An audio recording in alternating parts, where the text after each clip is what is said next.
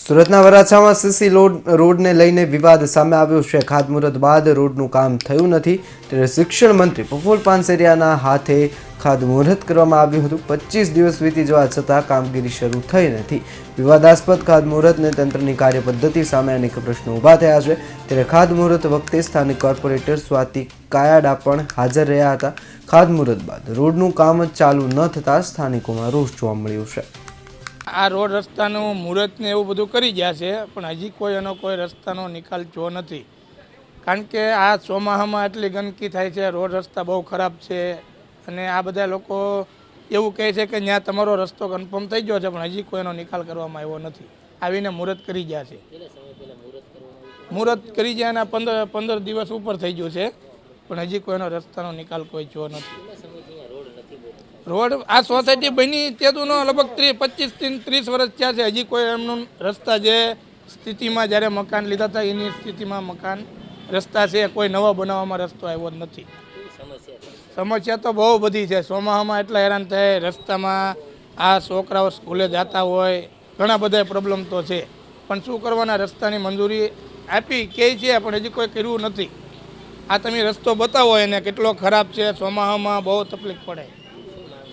બસ અમારી એક જ માંગ છે કે આ સોસાયટીના રોડ રસ્તા વ્યવસ્થિત બને।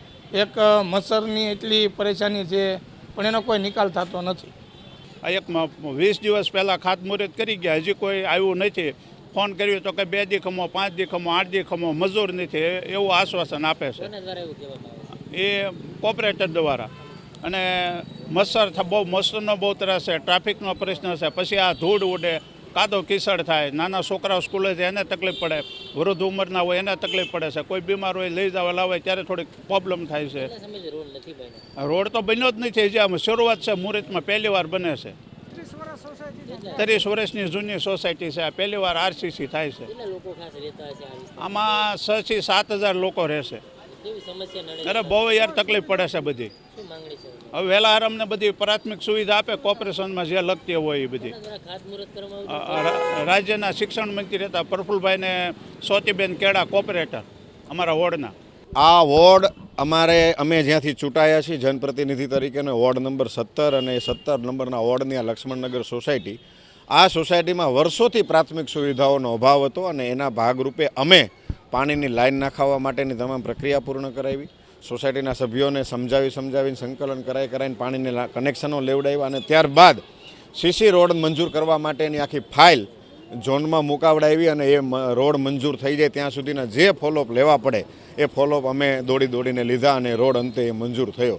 રોડ તમામ પ્રક્રિયાઓમાંથી મંજૂર થઈ ગયા બાદ યુનિટ રેટ નવા આવવાના હોય, કોઈપણ એજન્સીને કામ સોંપણી ન થઈ, કારણ કે નવા ભાવ મંજૂર થવાના હોય એટલે નવા ભાવના આધારે કોન્ટ્રાક્ટરને કામ આપવાનું હતું અને એટલા માટે અમે એ કામને પ્રક્રિયા થોડીક ઢીલી રહે, હજી એ કામ સોંપાણું નથી, ટૂંક સમયમાં વર્ક ઓર્ડર આવી જશે।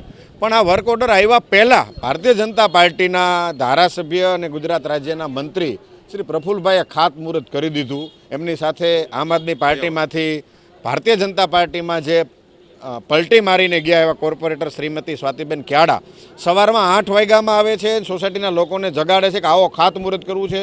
સોસાયટીવાળાને ખબર નથી, એને એમ થયું કે 8 વાગ્યામાં કેમ ખાતમુહૂર્ત? તો આ બદલાવ છે કે આ હેલ્ધી કોમ્પિટિશન થયું। અમે જ્યાં ચૂંટાણા છીએ, જ્યાં આમ આદમી પાર્ટી ચૂંટાણી છે, તે દરેક જગ્યાએ લોકોના કામ માટે હેલ્ધી કોમ્પિટિશન થવા લાગ્યું। જ્યાં આમ આદમી પાર્ટી નથી ચૂંટાણી તે જગ્યાએ આજે પણ દરેક કામ સરકારી ગતિએ, ગોકળ ગતિએ એકદમ ધીમા મંદ ચાલે છે।